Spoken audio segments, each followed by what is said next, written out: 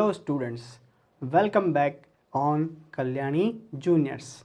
I hope you all are well and your studies are going very well. Now in this particular video lesson, we are going to solve exercise 1.6.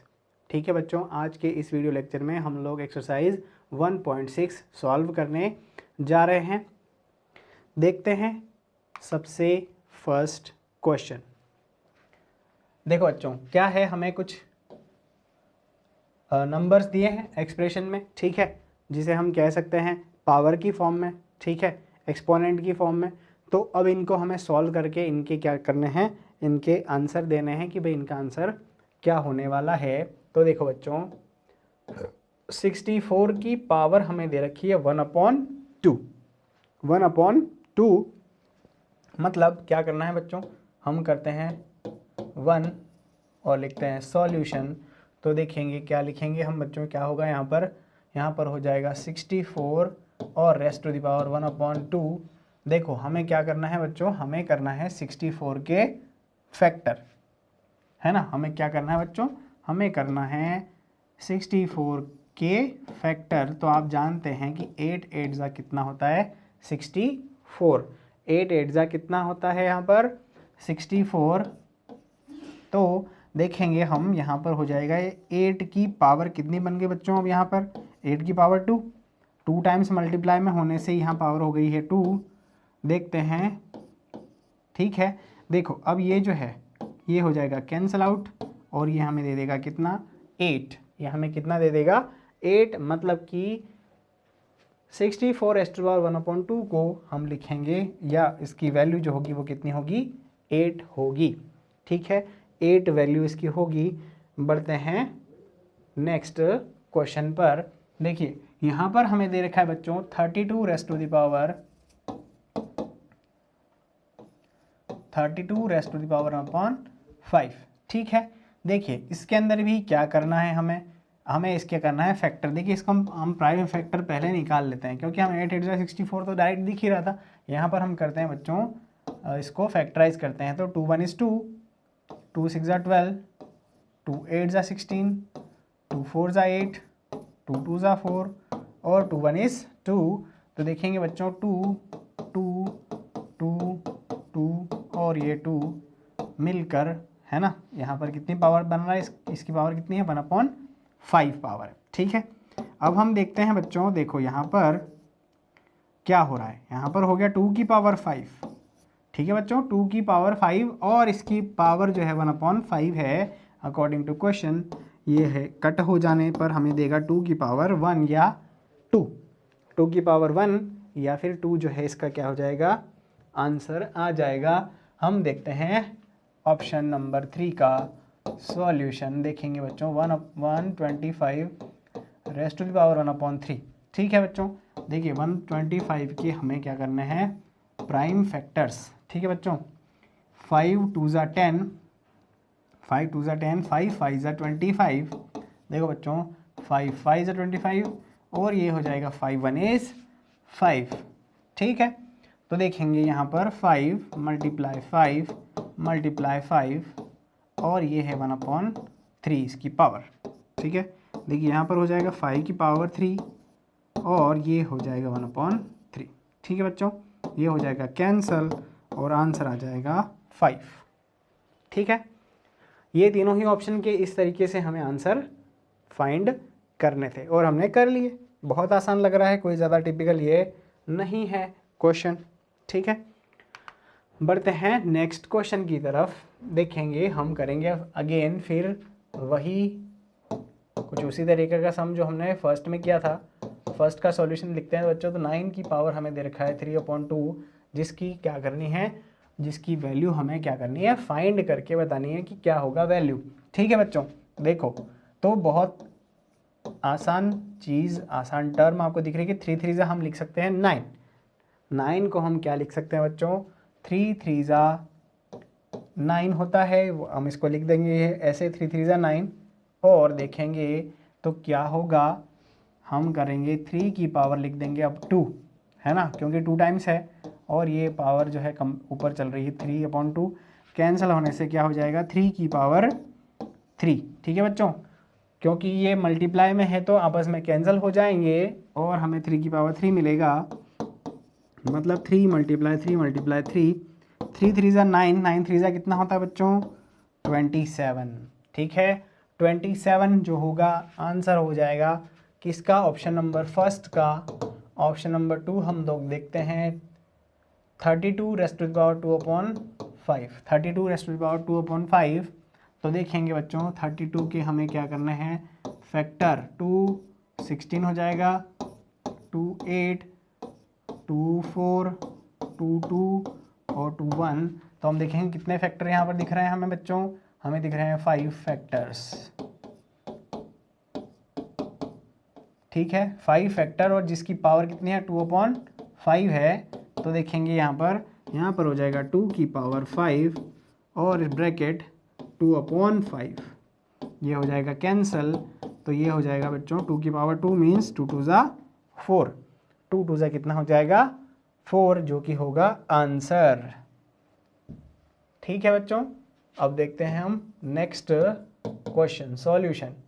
16 की power 3/4।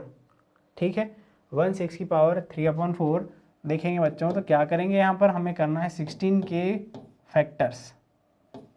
16 के क्या करने हैं factor, 2 8 ज़ा 16, 2 4 ज़ा 8, 2 2 ज़ा 4, 2 1 is 2।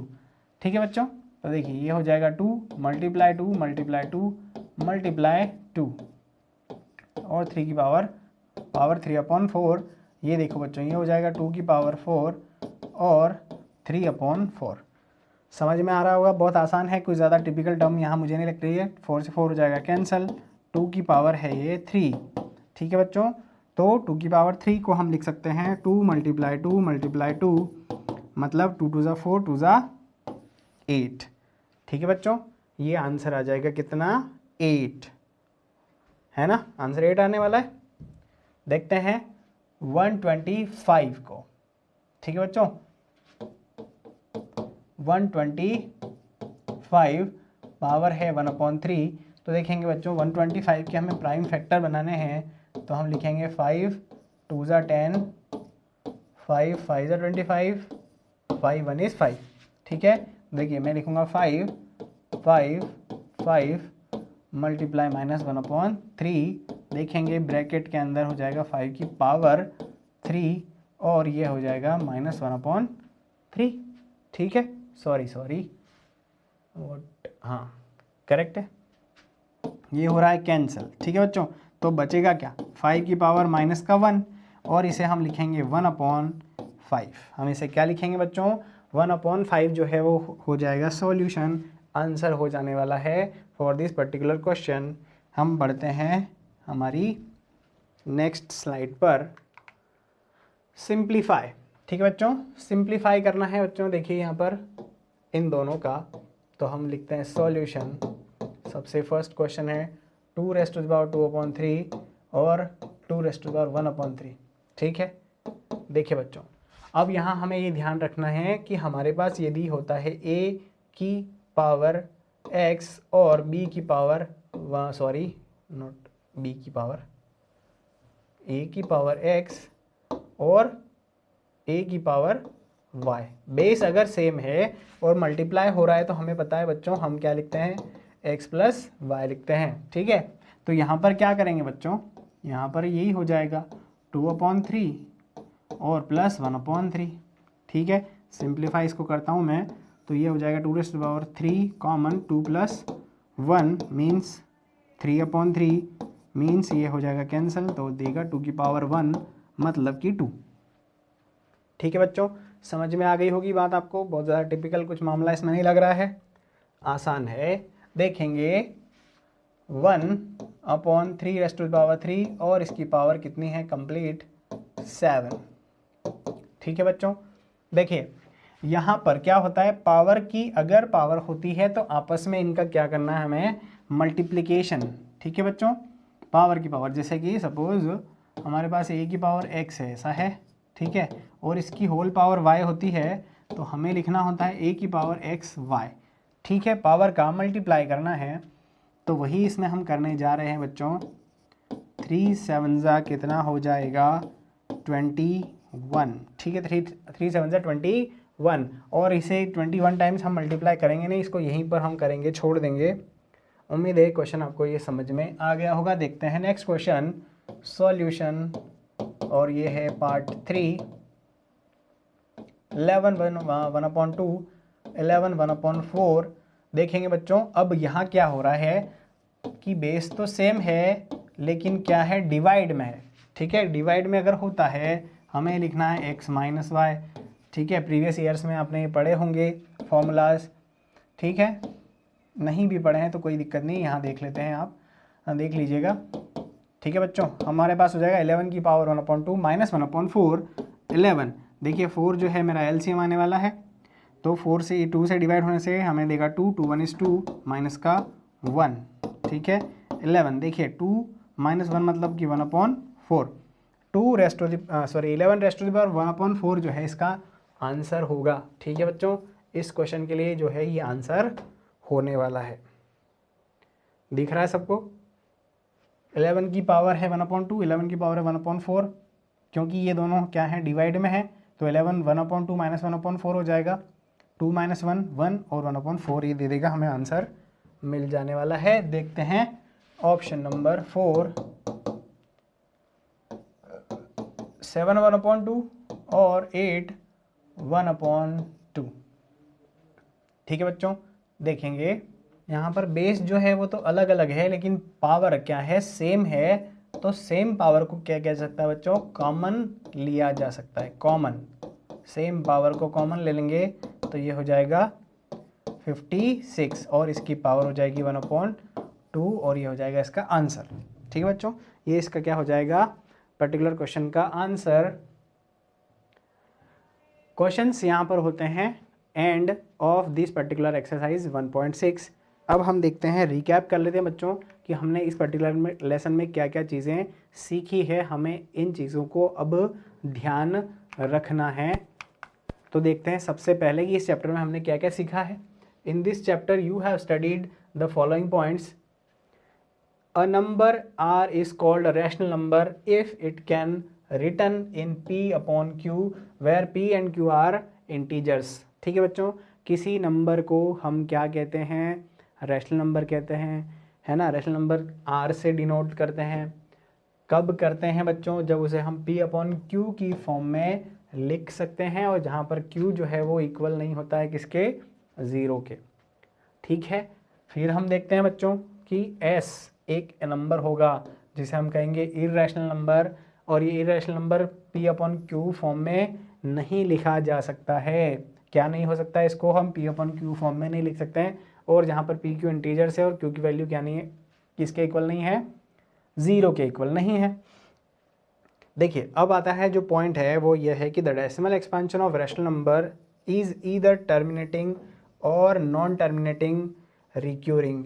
इस चीज़ को ध्यान रखेंगे हम हमेशा बच्चों कि अगर डेसिमल एक्सपेंशन हम कर रहे हैं किसी का, ठीक है, तो वो क्या होना चाहिए, या तो टर्मिनेटिंग होना चाहिए, मतलब कि ख़त्म होना चाहिए। जैसे कि सपोज़ करो 0 पॉइंट में लिखता हूँ 1 2 3, ठीक है, ख़त्म हो गया यहाँ पर, तो इसे हम कह सकते हैं कि ये क्या होगा, ये जो गिवन नंबर है, जो गिवन फ्रैक्शन है वो क्या है, एक रैशनल नंबर है। ठीक है, या सपोज़ करें अगर ऐसा नहीं होता है 1 2 3 और 1 2 3 की फॉर्म में ये कंटिन्यूस रहता है, तब भी जो गिवन नंबर होगा वो रैशनल होगा। वो क्या होगा, रैशनल नंबर होगा। लेकिन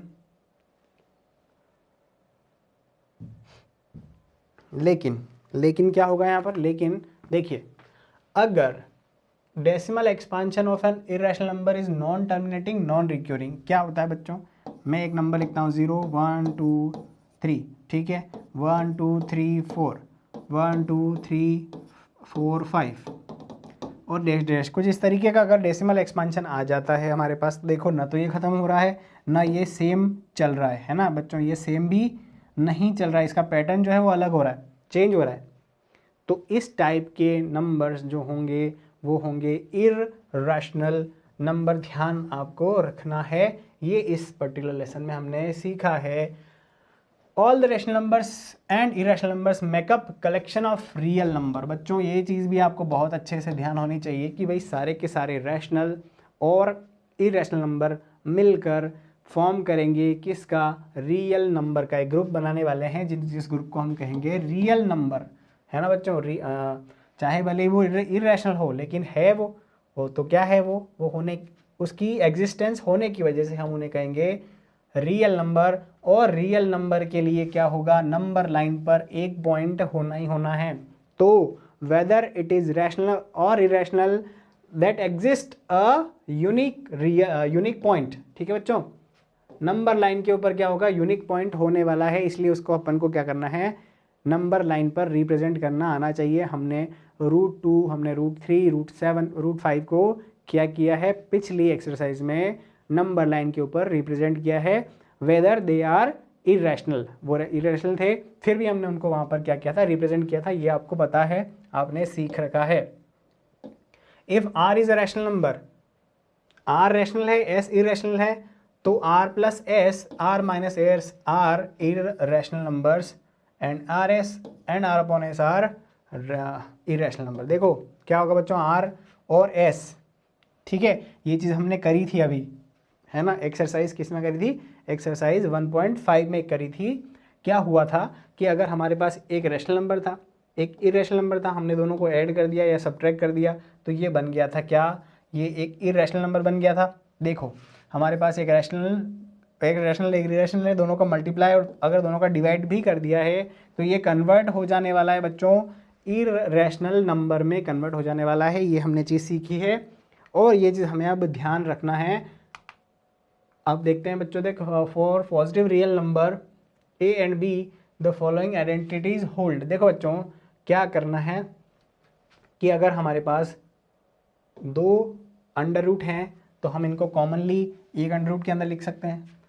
अगर डिवाइड में है तो भी हम अलग अलग डिवाइड कर सकते हैं। मेन चीज़ ये है कि हमें रैशनलाइज करना है। तो अंडर रूट ए प्लस अंडर रूट बी अगर हमारे पास है, हम इसके अंदर under root A under root B का मल्टीप्लाई करते हैं तो हमें मिल जाता है ए माइनस बी। ठीक है बच्चों, अगर हमारे पास एक ही अंडर रूट का नंबर है तो हम दूसरे अंडर रूट से अगर इसको मल्टीप्लाई करेंगे तो हमें ए स्क्वायर माइनस बी मिल जाएगा।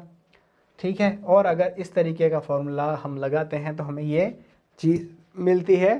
ठीक है, प्रीवियस एक्सरसाइज में हम इन फार्मूला को यूज़ कर सकते हैं, कर चुके हैं।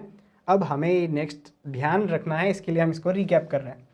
ठीक है बच्चों, टू रैशनलाइज द डिनोमिनेटर। देखो बच्चों इसको मुझे रैशनलाइज करना है, रूट ए प्लस बी को रैशनलाइज करना है तो मल्टीप्लाई करना पड़ेगा रूट ए माइनस बी और रूट ए माइनस बी से। सेम नंबर का न्यूमरेटर और डिनोमिनेटर में मल्टीप्लाई हम कर सकते हैं। ये चीज़ मैंने आपको सिखाई थी। देखो यहाँ पर प्लस है तो मुझे माइनस करना पड़ेगा और यहाँ माइनस होता तो मुझे प्लस करना होता, जिससे कि इसका डिनोमिनेटर जो है वो क्या हो जाता है, रैशनलाइज हो जाता है। लास्ट देखते हैं बच्चों, यहाँ पर है ए की पावर पी और ए की पावर क्यू, तो पावर हो गई है ऐड। ये फॉर्मूला हम यूज़ कर चुके हैं एक्सरसाइज 6.1.6 में। यहाँ पर देखिए, यहाँ पर ए की पावर पी और उसकी पावर क्यू है तो पावर क्या हो जाएगी, आपस में मल्टीप्लाई। देखिए डिवाइड में होने से पी माइनस क्यू लिखेंगे, और अगर हमारे पास कोई दो नंबर जिनकी पावर सेम है लेकिन बेस अलग है तो हम बेस का मल्टीप्लाई करके पावर को कॉमन ले सकते हैं। ठीक है बच्चों, कुछ इस तरीके से ये होती है हमारा चैप्टर 1 यहाँ पर ख़त्म। उम्मीद है क्वेश्चंस आपको समझ में आए होंगे, आपके डाउट्स जो हैं वो क्लियर हो गए होंगे। कोई डाउट आपको नहीं रहा होगा, फिर भी अगर आपको डाउट लगता है तो आपको कमेंट सेक्शन में आपका डाउट प्लेस करना है। ठीक है, कोशिश की जाएगी कि आपका वो डाउट क्लियर कर दिया जाए। मिलते हैं नेक्स्ट वीडियो में नेक्स्ट चैप्टर के साथ। वीडियो को पूरा देखने के लिए धन्यवाद। बने रहिए कल्याणी जूनियर्स के साथ। धन्यवाद। जय हिंद, वंदे मातरम।